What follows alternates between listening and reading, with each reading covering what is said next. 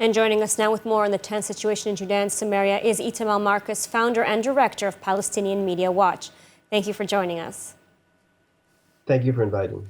So first of all, what can you tell us about the situation today in Judea and Samaria?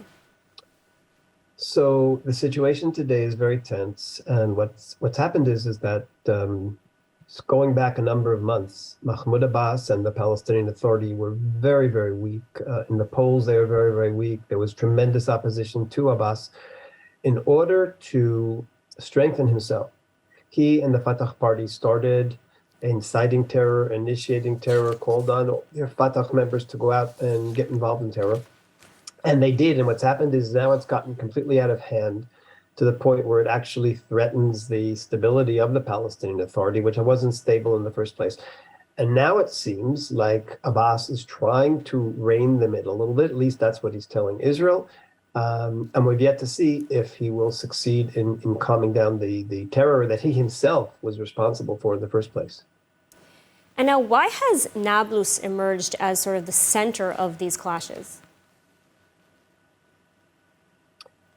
There are a number of cities where there are very, very active terror bases, terror cells that have hundreds, maybe thousands of weapons, floating around the city. They really don't care about the Palestinian Authority. They care about their own future, their own political future, their own terror organization's future. And these terror cells compete with each other. The Hamas cell competes with the Fatah, competes with the Islamic Jihad. Everyone wants to have the highest status in Palestinian society because whichever organization does the most terror gets the most status. Now, I just have to tell you something fascinating that happened in the last 24 hours related to this. Palestinian Media Watch has been reporting for a long time that mothers are literally involved in sending their kids to become martyrs, and then they appear one after the other on television after their sons are killed in terror attacks, praising them, thanking Allah that they were honored to have a son who's a martyr.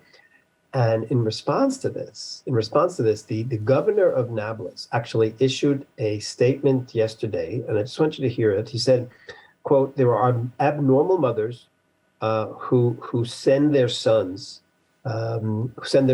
off to be martyrs, and no normal mother sends her son to his death." This is what Ibrahim Ramadan, the governor of Nablus, said, that normal mothers don't send their sons to be martyrs. Now, the amazing thing is it didn't take 24 hours, and he had to go and issue a video retraction.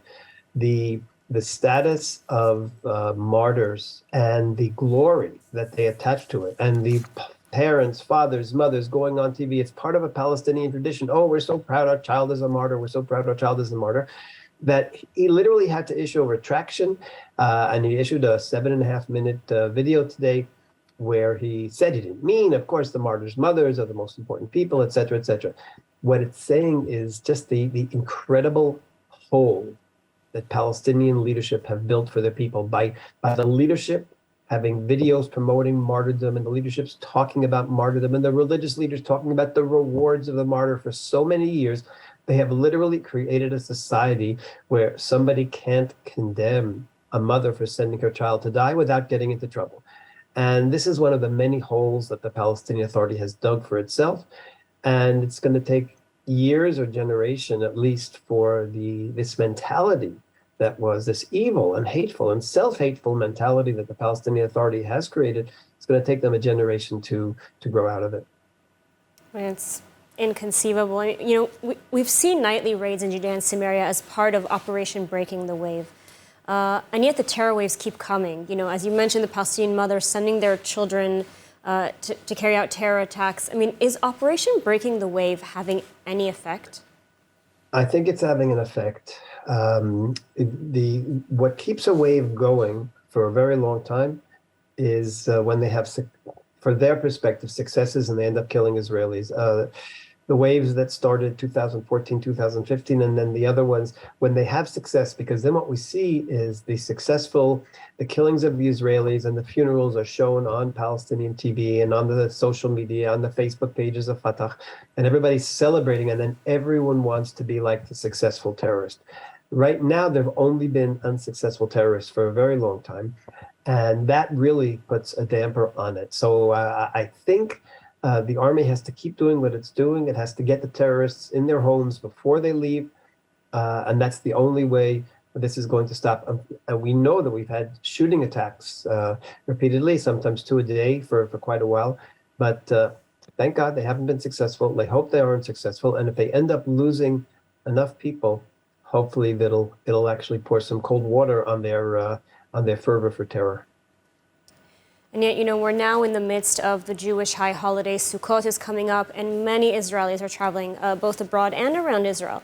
And there are a lot of terror threats. I mean, how concerned should the Israeli public be? Look, there have been terror threats, we know now, you're saying, for certainly a number of weeks, and there have been shootings, and that's what's happening. The shootings that we've seen up till now in Judea and Samaria over the last few weeks have not been successful, but that's the result of the threats. That's what the threats are about. All right, let's hope everyone has a quiet and safe holidays. Itamar Marcus, thank you so much for taking the time to speak with us today. Thank you very much, and Shana Tova. Shana Tova.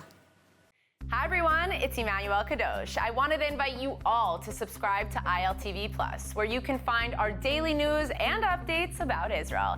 And not only that, but live feeds, entertainment, our kosher food show, and so much more.